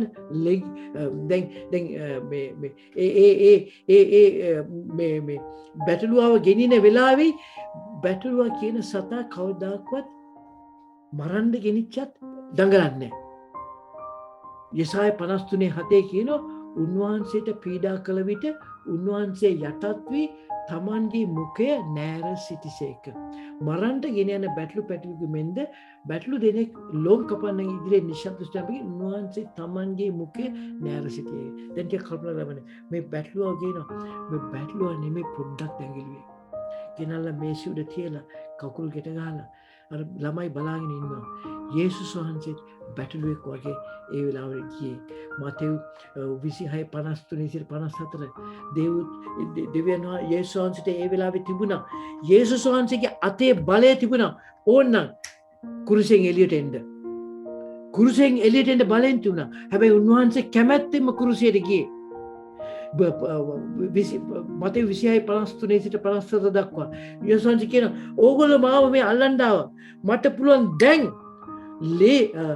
ලෙගියොන් 12කට එන්ඩ කියල තාත්තර කියන්නේ. ඒ ආවනම් ලෙගියොන් 12 කියන්නේ දේවදූතයෝ 72,000 එක ලෙගියොන් එක දේවදූතයෝ 6,000 ඉන්නවා. දේවදූතයෝ 72,000 මට ගේන්න පුළුවන්. අපිට මාව කවුරුහරි අල්ලන්න ආවයි කියලා. අල්ලන්න ආපම මට කිව්වා මේ වෙහෙනවා මාව අල්ලන්න. මන්ද මෙහෙම ගහපු හැටිය මගේ එක්කම බොඩිගාඩ්ලා ටික මගේ වටේ ඉන්නේ. වැට බෑ මට ඇඟිල්ලක්වත් තියන්න කියලා. ඒ වගේ දෙවියන් වහන්සේ කියන්නේ යේසුස් වහන්සේ කියන්නේ තිබුණා මම මෙහෙම ඇඟිල්ලක් ගැහුවා නම් 72,000 එනවා කියලා. බයිබලයේ කියලා තියෙනවා දෙවිනි රාජාවලියේ 19:30 කියනවා එක දේව දේවතාවෙකුට පුළුවන් මේ බටයෝ 185,000ක් නැති කරන්න. එක දේව දේවතාවෙකුට පුළුවන්. ඒක කියලා තියෙනවා දෙවිනි රාජාවලියේ 19 සිට 35 දක්වා අසරියාවෙන් ඊශ්‍රායල් දේශවලට ආපම ඒ රාත්‍රියේ ස්වාමීන් වහන්සේගේ දූතයා පිටතට ගොස් අශුරවරුන්ගේ කඳ උරේ 185,000කට පාර දුන්නේ එක දෙවියෙකුට. එච්චර බලයක් තියාගෙන උන්වහන්සේගේ හදවතේ තියෙන්නේ මගේ පාපය, ඔයාගේ පාපය. ඒ නිසා මම මේ පූජාවට යනවා. අනේ කරුණා කළා ඔයාගේ ගැලවීම සුළු කරලා හිතන්න එපා. උදේට නැගිටලා දෙවියන් වහන්සේ ස්තුති කරන්න පටන් ගන්න. අරගෙන කියන්න ස්වාමිනේ මේ මා වෙනුවෙන් වහන්සේ තේජස අතහැරලා ඇවිල්ලා මේ දින පූජාව වෙනුවෙන් මං කුමක්ද කළ යුත්තේ කියලා කියනවා. යොහන් 10:18 කියනවා කිසිවෙක් ඒක මාගෙන් උදුරා ගන්නා නොව මම ඒක දෙමි. ඒක දෙන්න මට බලය තිබේ, නැවත ගන්නට බලය තිබේ. කැමැත්තෙන් උන්වහන්සේව පූජා කළා. මේ බලය මේ දුන්න දේ බලය ගැන අපිට එළිදරව්වක් තියෙන්න ඕනේ. මේ බලය දුන්නේ මොකද? අපිව පරණ ජීවිතයෙන් අලුත් මිනිසෙක් කළ ගැනීමට. බයිබලයේ කියනවා උන්වහන්සේගේ හැම ලේ බිඳුවක්ම උන්වහන්සේ පූජා කළයි කියලා. ලූක් 22:4 කියනවා උන්වහන්සේගේ මේ දාඩිය ලේ උණයි කියලා. ඊට පස්සේ බයිබලයේ කියලා තියෙනවා මේ උන්වහන්සේට කස පාර ගැහුවයි කියලා බහම නින්දට භයානක විදියට. ගීතාවලිය 129:3 කියනවා හාන්නෝ මගේ පිටෙහි හැවෝය. මගේ යාට ගැහුවේ හානකොට අපි කොහොමද අර ප්ලව් එක අරගෙන ගිහලා පොළොව කඩන්නේ? ඒ විදිහට උන්වහන්සේගේ පිට හැරුවේ. Tamanගේ හිවිති දර්ශකොට හැරුවේ. ඊට පස්සේ කියනවා යෙසාය 56 කියනවා මා උන්වහන්සේගේ රැවුල ඇදලා මසුත් එක්ක ගලෙව්වයි කියන. මම මාගේ පිට තලන්නන්ගේ තනන්ටත් මාගේ කම්මුල් රැවුල උදුරා ගන්නට මම දුනිමි. ඒ වෙලාවේ කියන්න තිබුණා මේ දෙවිදූතෙන් ඇවිල්ලා කියලා යේසුස් මේ මනුස්සව විනාශ කළා දාන කියලා. මාගේ මුහුණ නින්දාවෙනුත් කෙල ගැසීමෙනුත් සංගවා නොගතිමි. මම එක දෙයක් තීරණය කළා. මට මිනිහෙක් ඇවිල්ලා මුහුණට කෙල ගැහුවත් මම දෙවියන් වහන්සේගේ වචනේ කියන එක නවත්වන්නේ නැහැ. දෙවියන් වහන්සේගේ වචනේ තුලින් ආත්මික සුද්ධාත්මයන් වහන්සේගේ පුරුණාව දෙවියන් වහන්සේගේ වචනයට බලය තියෙන මනුෂ්‍යයන් ගලවා ගැනීමට. බයිබලයේ කියනවා උන්වහන්සේට අපි කොට උටුන්නක් දැම්මයි කියලා. මාතේ 27:29. උන්වහන්සේගේ මුහුණට ඊශ්‍රායල් වන් විනාශ කම්මුලට දණ්ඩකින් පහර දුන්නයි කියලා. මේකා 5:1. ඊට පස්සේ අපි උන්වහන්සේව කුරුසයන ගැහුවා. මාතේ 27:35. ඊට පස්සේ උන්වහන්සේගේ ඊළට අපි ඇන්න අන්තිම බිඳුව ආවා. වතුරයි ලේ වතුරයි ආවා. උන්වහන්සේගේ හැම ලේ බිඳුවක්ම අප වෙත පූජා කළා. ඒකින්ද ගැලවීම කියන එක කියනකොට හැම දෑම උදේට කියන ස්වාමිනී ඔබ වහන්සේ මට මේ ගැලවීම දුන්නා. ඔබ මා වෙනුවෙන් ඔබ දිවි පිදුවේ ඒ ගීතිකාව එළිදරව්වක් කරගන්න. ඔබ වෙනුවෙන් මම කොහොමද කළේ? නික්මයන් පොතේ 12 අපි නෝ දැන් 5 වෙනි පදයට ඒ බැටළු පැටුවා කැලලක් නැති අවුරුද්දක් වූ පිරිමි සතෙක් විය යුතුය. දැන් මේක දුන්නේ අවුරුදු 1500 යේසුස් වහන්සේ මැරෙන්න අවුරුදු 1500කට ඉස්සෙල්ලා.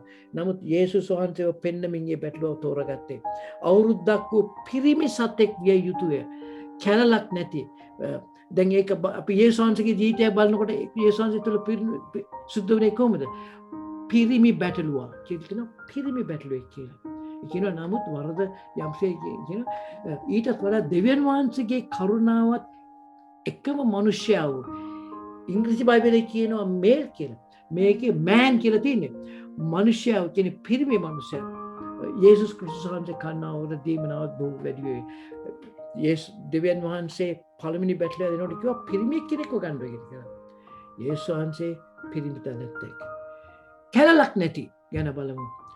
කොරින්ති 5:21 කියනවා අප උන්වහන්සේ තුළ දෙවියන් වහන්සේගේ ධර්මිෂ්ඨකම වන පිණිස පාපයත් නොදන්නා වූ උන්වහන්සේ අප වෙනුවට පාපය වෙන්න දෙවියන් වහන්සේ සැලසුසේක.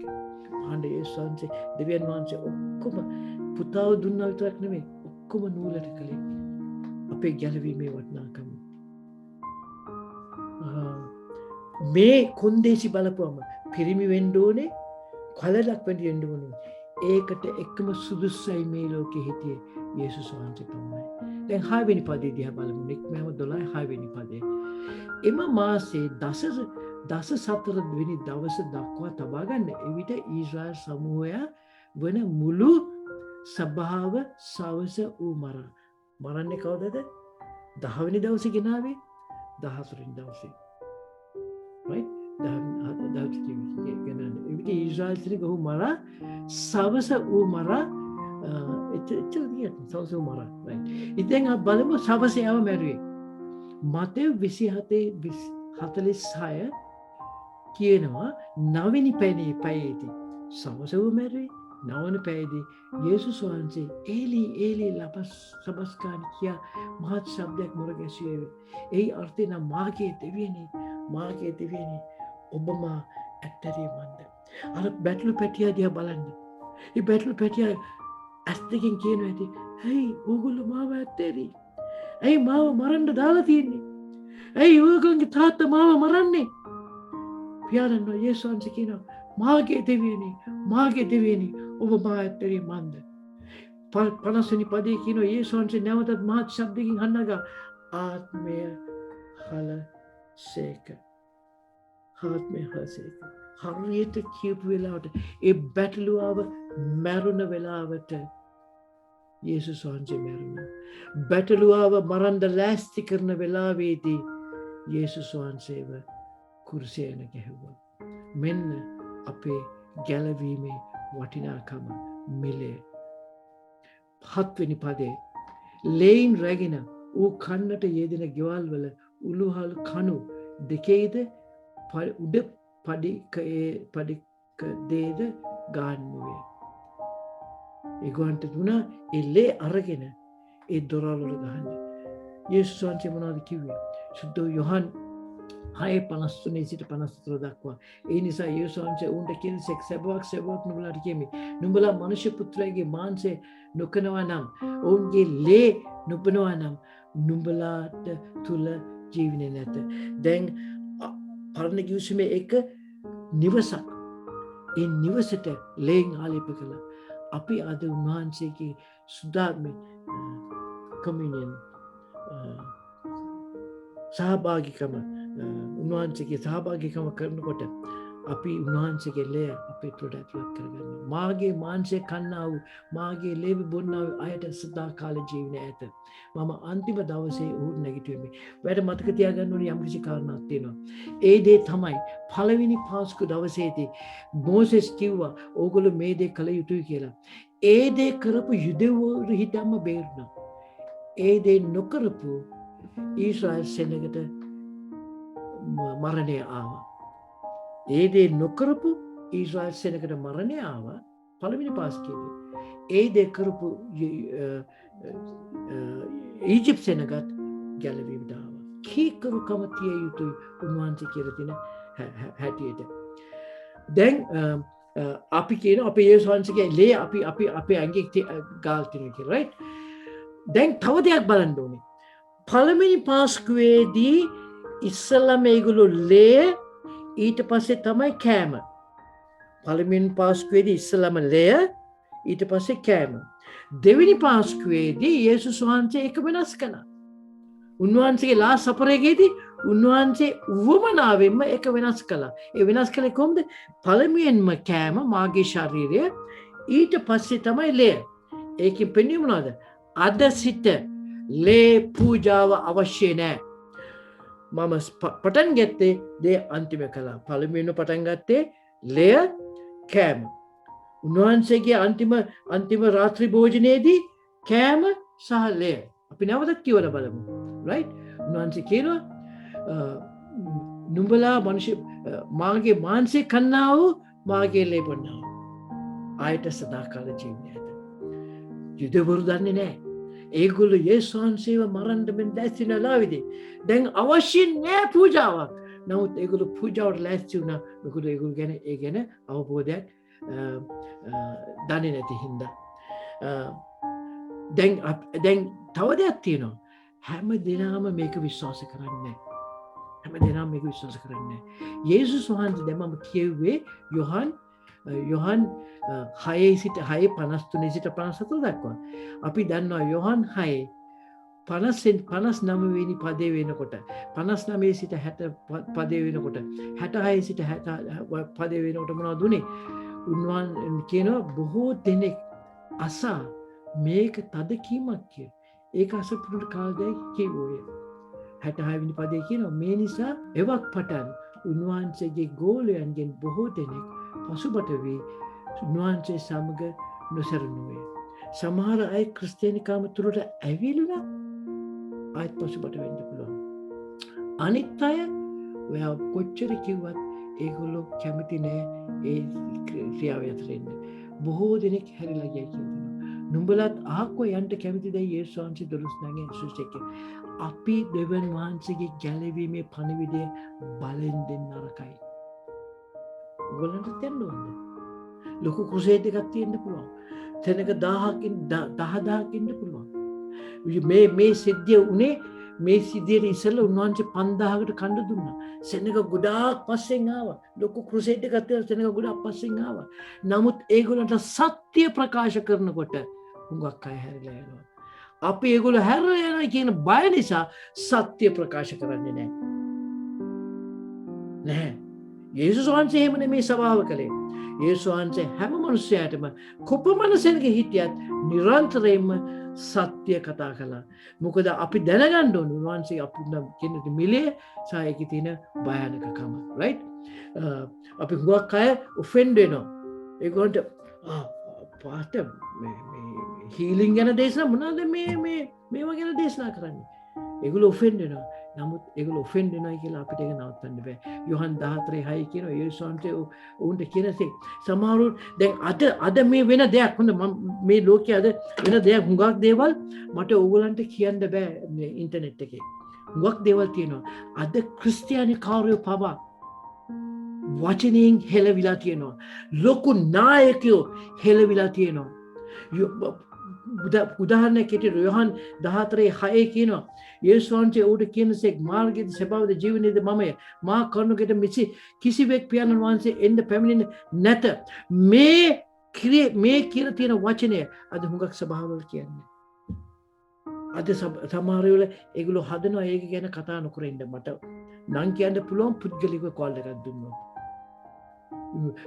යොහන් ක්‍රියාපොතේ 4:11 සිට 12 දක්වා කියනවා උන්වහන්සේ වනායි ගෙවල් සාධාරණ වන නුඹලා විසින් සුළු කරනු ලැබුවා වූද කොනේ ප්‍රධාන ගල කරනු ලැබුවාද ගලය වෙන කිසිවෙකු තුල ගැලවීම නැත්තේ. අද අපිට බය නැතුව ඕක කියන්න බෑ. අද ලාකියෝ ඉන්න ඕක කියන්නේ. මක්සද අපේ ගැලවීමට අවශ්‍ය වූ මනුෂ්‍යයන් අතරේ දෙන ලද වෙන කිසි නාමයක් ස්වර්ගයේ යට නැත්තේ. යේසුස් වහන්සේගේ ලෙයින් මිස උන්වහන්සේ ඒ අන්තිම පාස්කු දවසේ ඉන්න පූජාවේ මිස වෙන කිසි පිළිතුරක් නැහැ. කැමති නම් මාව හිරේ දාන්න. නමුත් මම ඒ කතාව කියන එක නවත්තන්නේ නැහැ. උන්වහන්සේ මට හරි දුකයි. අද ක්‍රිස්තියානි කාර්යෝ මේ විදිහේ දේවල්ට කතා කරනවා. දෙවිතුමි තිමෝති 4:2 සිට තම කියන වචනේ දේශනා කරන්න. කාලයටත් අකාලයටත් වැඩේ යෙදී සිටින්න. සියලු ආකාර ඉවසලි කමෙන්ද සහ ගැන්වීමෙන්ද තරවටු කර අවවාද කර අනුශාසනය කරන්න කියාද. මක්නිසාද ඔවුන් සාරවත් ඉගැන්වීම නොඉවසා කසන කන් ඇතුව තමුන්ගේ ආශාවල් ලෙස තමුන්ටම ගුරුවරුන් රැස් කරගන්න කාලයක්. ආමොස් 8:11 කියන බලව හානියක්. සිංහල බයිබලයේ කියන්නේ හානියක් කියලා. ඉංග්‍රීසි බයිබලයේ කියනවා සාගතයක්. එනම් කෑම සාගතයක් නෙමෙයි. වතුර පිපාසාවත් නොව ස්වාමින් වහන්සේගේ වචනය ඇසීමේ සාගතයක්. මා විසින් දේශයට එවන දවස පැමිණෙන්නේය.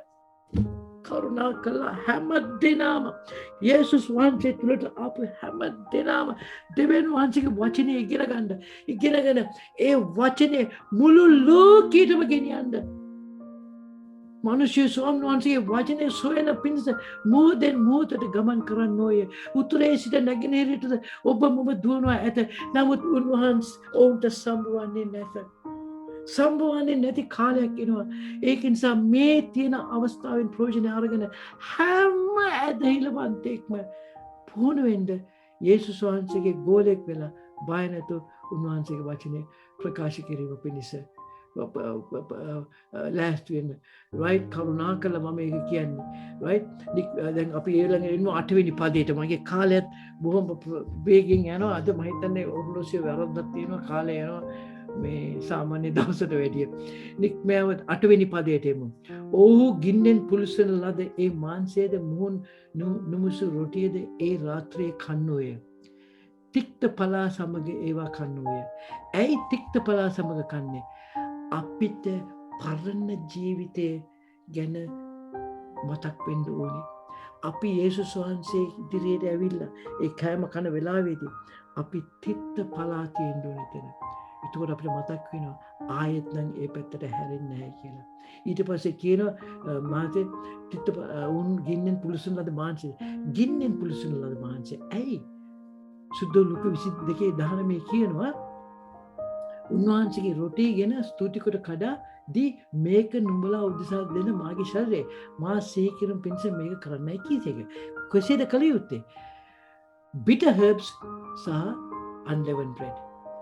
ඕකේ 9 වෙනි පදේ එයින් අමුවෙන්වත් කිසිසේත් වතුරින්වත් තම්බාවත් නොකා කියනවා. මස් අමුවෙන් කන්නත් එපා, මස් තම්බලා කන්නත් එපා. උගේ හිසද කකුල්ද අභ්‍යන්තර කොට්ටාස සමග ගින්නෙන් පුලුස්සා කන්න. උදේ දක්වා එයින් කිසිවක් ඉතුරු නොකරන්න. උදේ දක්වා එයින් ඉතුරුන ඒවා ගින්නෙන් දල්වන්න. කියන්නේ මුළු බැටළුවම ගින්නෙන් දල්වන්න කියනවා. උන්වහන්සේ බැටළුවගෙන් පෙන්වන්නේ මගේ ජීවිතේ.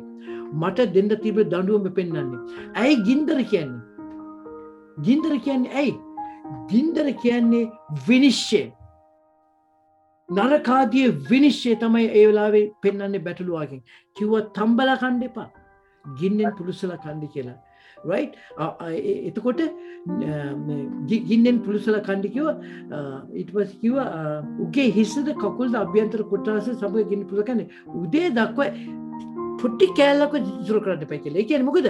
නරකාදියට යන අය මුළු ශරීරයම මේ ගින්නට සම්බන්ධ වෙනවා. ඒකයි දෙවියන් වහන්සේ අපිට පෙන්වන්නේ.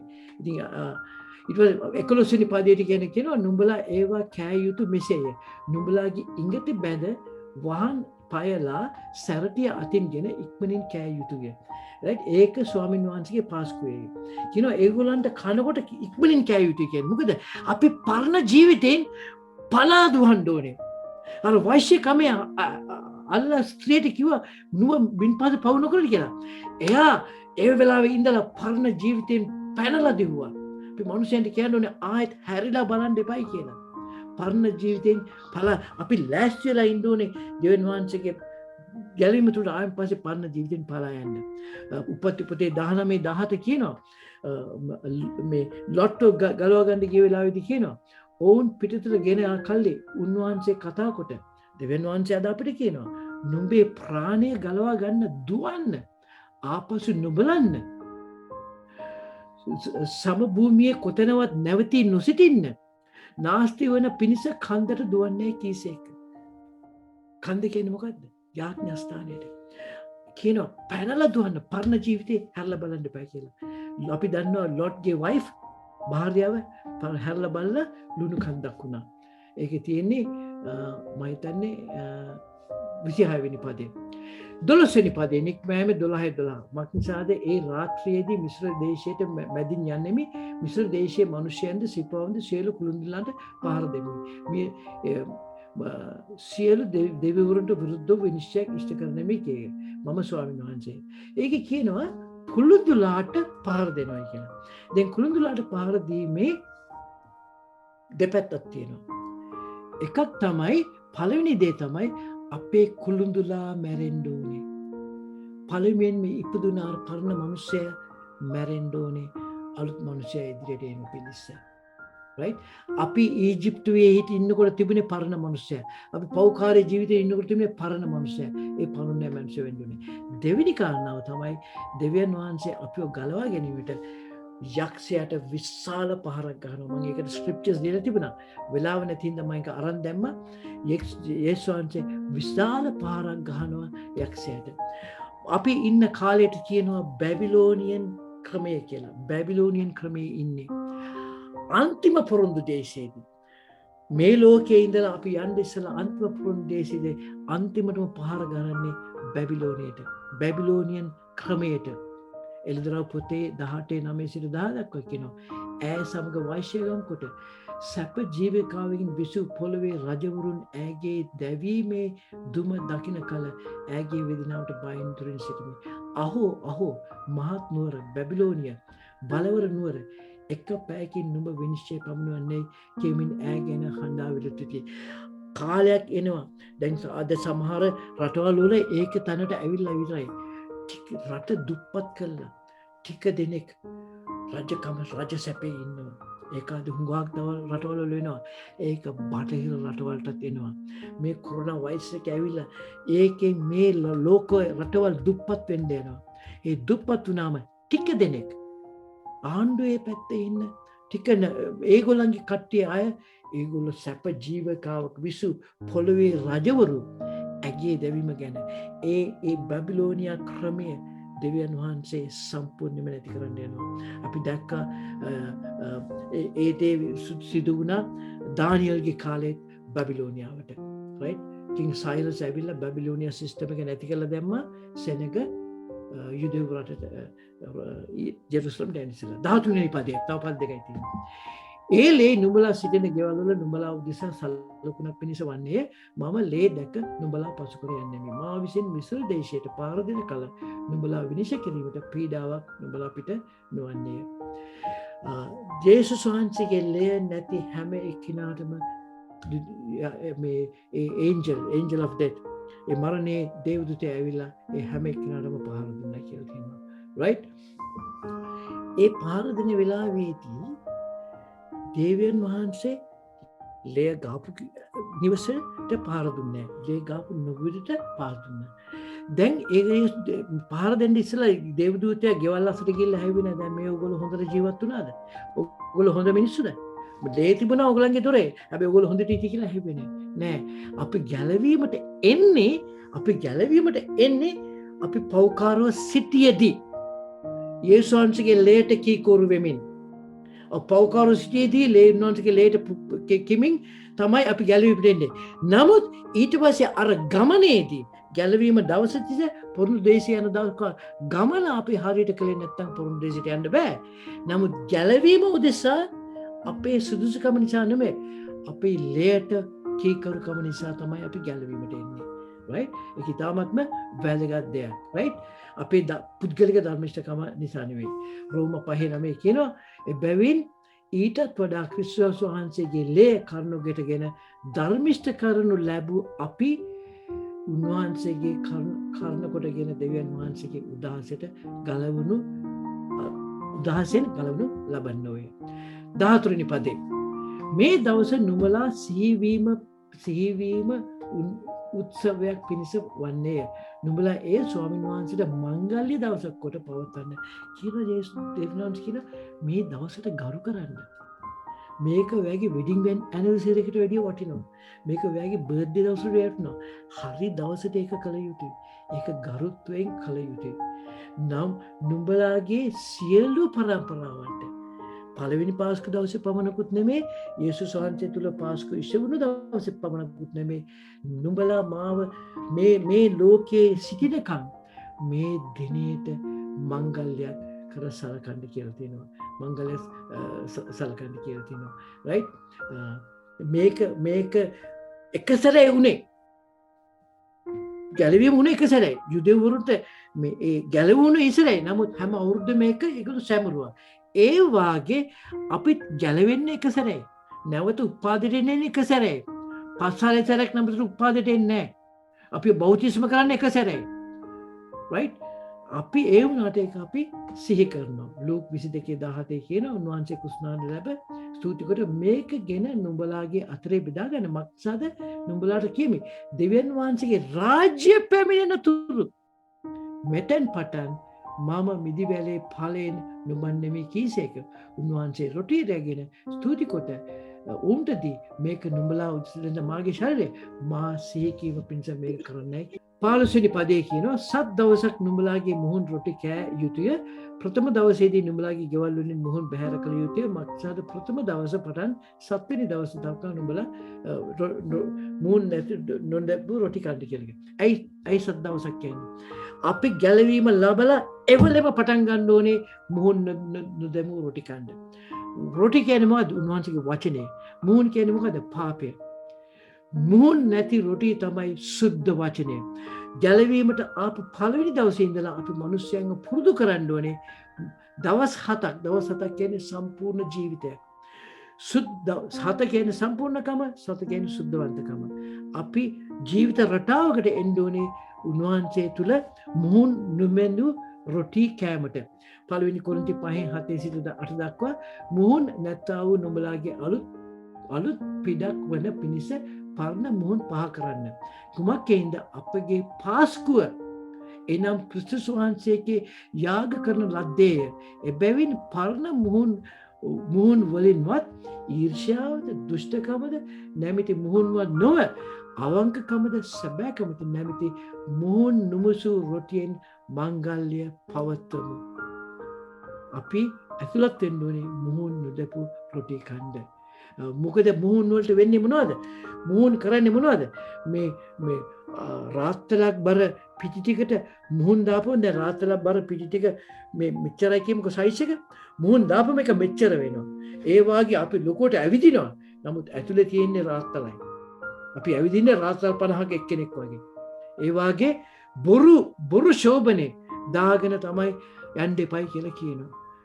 දෙවියන් වහන්සේ ඉදිරියේ මුහුන් දානවා කියන්නේ අපි උඩඟු වෙනවා.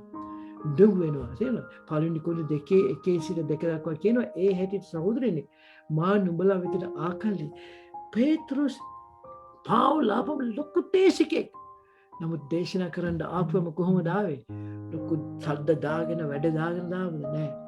ඒ හැටියට සහෝදරයනි මා නුඹලා වෙතට ආකල්ලි දෙවියන් වහන්සේගේ රහස නුඹලාට එළිදරව් කරමින් ආවා මිස කතාවෙන්වත් ප්‍රඥාවෙන්වත් උතුම් කමින්වත් යුක්තව නොවෙමි.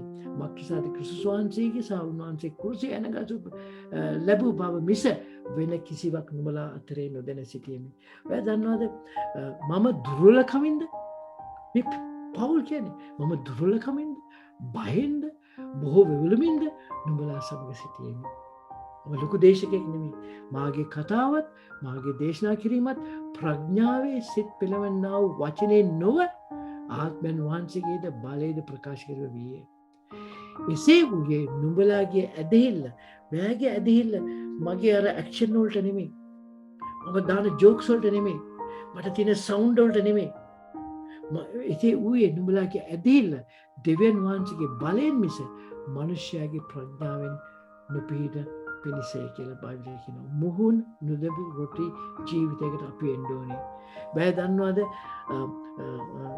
මම මේ පුද්ගලිකව ඉගෙනගත්තු දේවල් මම ඊශ්‍රායල් දේශයේ ඉන්නකොට අපි එක්තරා තැනකට ගියාම අපි අර උගන්වන කෙනා කිව්වා ඒ දවස්වල අපි කිච්ච මේ සිනගොග් මේ නටබුන්නේ එතනට ගියාම කිව්වා මෙතන තමයි දේශකයා එන්නේ. දේශකයා ආපුවම දේශකයා ඇවිල්ලා ඉස්සලම හිටගෙන බයිබලයේ කියවනවා. කියවපම හැම එක්කෙනාම හිට ගන්නවා. හිටගත්තයින් පස්සේ බයිබලයේ කිව්වෙන් පස්සේ එයා බයිබලයේ වහලා දේශකයා පැත්තකට ගිහලා ඉඳ ගන්නවා. එතකොට මිනිස්සු බලනකොට දේශකයා එච්චර පේන්නේ නැහැ. ඊට පස්සේ එතනේ මෝසෙස්ගේ පුටුවට කියන්නේ මෝසෙස්ගේ හාස්නේ. මෝසෙස්ගේ හාස්නේ ඉඳගෙන තමයි දේශනා කරන්නේ. උඩ පැනගෙන එහෙම දේශනා කරන්නේ. ලූක් 4:18 සිට 22 දක්වා ඒකේ ස්ථිරත්වයට ගේනවා. මම ඕනනම් ප්‍රශ්න කාලෙදී මම අහන්නම් ඒක එක්ස්ප්ලেইন කරලා දෙන්න. අපි දිවෙන් වහන්සේගේ වචනේ ඉදිරියේ වෙවුලමින් දේශනා කළ යුතුයි. ඉගැන්විය යුතුයි. සුද්ධ යෝහන් 6:35 කියන යේසුස් වහන්සේ උන්ට කියනසේක ජීවමානේද කෑමනම් මමය මා ළඟ එන්නාට බඩගිනි නොවන්නේ මා කෙරේ අදහන්නට කිසිසේත් පාපය පිපාස නොවන්නේ. ස්වාමින් වහන්සේ යහපත් බව රස බලා දැනගනිව්. ගීතාවලිය 34:8. In other words, අපි කියන්නේ මේකයි. අපි හොයමු ස්වාමීන් වහන්සේගේ රාජධානියත් ධර්මිෂ්ඨකමත්. අපි ගැලවුණ අයට ගැලවීම කියන්නේ මොකද්ද? ගැලවීම කියන්නේ එළිදරව්වක් අපි දිය යුතුයි. මට ළඟදී යම්කිසි සුළු දර්ශනයක් දැක්ක. මම මේ ඉස්සෙල්ලා මේක කියන්නේ නැති. ඒ දර්ශනේ තමයි මට ඒක දර්ශනය කියන්නේ අර බොහොම කැපිලා පේන මට දර්ශනේ මගේ හදවතේ ආපු පින්තූරයක් තමයි යේසුස් වහන්සේ කුරුසිය යාමට ප්‍රතින් Mount of Transfiguration අන්වෙසක් වූ කන්දේදී හිටියා මෝසෙස් සහ එලයිජා. ඇවිල්ලා යේසුස් වහන්සේ ඉදිරියට හිටගෙන හිටියා. මෝසෙස් සහ එලයිජා යේසුස් වහන්සේව දැකලා තියෙනවා තේජසේදී. යේසුස් වහන්සේ මේ ලෝකෙට එන්නේ ඉස්සලා මෝසෙස් සහ එලයිජා ස්වර්ග රාජ්‍යයේ ඉඳලා දැකලා තියෙන උන්වහන්සේ තිබුණ තේජස. මම කල්පනා කළා මෝසෙස්යි එලයිජා යේසුස් වහන්සේ දිහා බලලා හිතන්න ඇති. මනුෂ්‍ය ස්වරූපයක් අරගෙන මේ තේජස දමල මනුෂ්‍ය ස්වරූපයක් අරගෙන ඊට පස්සේ මෝසෙස්ටයි එලයිජාටයි මතක් වෙන්න ඇති අනේ මේ මනුෂ්‍යව අරගෙන මේ දෙවියන් වහන්සේ මේ තේජස් දෙවියන් වහන්සේ මනුෂ්‍ය රූපයක් ගත්ත මේ දෙවියන් අරගෙන මනුෂ්‍ය ගිහිල්ලා ඔහුගේ වස්ත්‍රය ඉරලා ඔහුට ඉන්සල්ට් කළා අපහාස කළා උන්ට කසපාරෙන් ගහලා හුට දෙන දඩුවක් අන්තිම දඩුවම දෙනවා පියාණන් වහන්සේගේ මනුෂ්‍ය ඇතුළ තියෙන ප්‍රේමය නිසා. ඒ දෙදෙනාගේ හදවතට කොපමණ දුකක් හිතෙන්නේ නැද්ද? මම එදා ඉඳලා ඒ දර්ශනය දැකින්දලා මම උදේට මගේ කාමරයට ආපුවම බයිබලය කියවන්න. මගේ කාමරයට ආපුවම යාඥා කරන පුද්ගලිකව යාඥා කරන ආපුවම මම කියනවා ස්වාමිනී මා වෙනුවෙන් වහන්සේ මොන මිලයක් කිව්වද? මම මොනවද වහන්සේ වෙනුවෙන් කළා තියෙන්නේ? මම වෙනුවෙන් වහන්සේ මං කළා තියෙන්නේ. අනේ ස්වාමිනී ඒ ප්‍රේමය වහන්සේ මට පමණක් නොවේ ප්‍රේම කළේ මගේ වටේ ඉන්න අසල්වාසියන් මගේ ලෝකයේ වහන්සේ ගැන නොදන්නා සියලු දෙනාට මේ වහන්සේ ඉදිරියට ප්‍රේම කළා. මේ ස්වාමිනී මම මේ මිනිස්සු ඉදිරියට ගියාම ඒගොල්ලෝ පිළිගන්නේ නැහැ නේ ස්වාමිනී. සමුත් ස්වාමිනී මාව පාවිච්චි කළා. වහන්සේ මාව වෙනුවෙන් පූජා කළා. අද අපිට දෙවියන් වහන්සේ බලාපොරොත්තු වෙන්නේ ඒ ගැන අඬන නෙමෙයි. ඒ ගැන ස්තුතිවන්තව කඳුලෙන් උන්වහන්සේ අපිට තියෙන බීජය ගීතාවලිය 126 කියනවා මෙන් උන්වහන්සේ අපිට දීලා තියෙන බීජය ඒ ස්තුතිවන්ත කමේ කඳුලෙන් පොඟවලා ගිහිල්ලා හැම මිනිසෙටම දෙන්න. අනේ ස්වාමිනී අපි කතා කරන උන්වහන්සේගේ නාමෙන් කතා කරන එක වචනයක්වත් බිමට වැටෙන්න දෙන්න එපා ස්වාමිනී.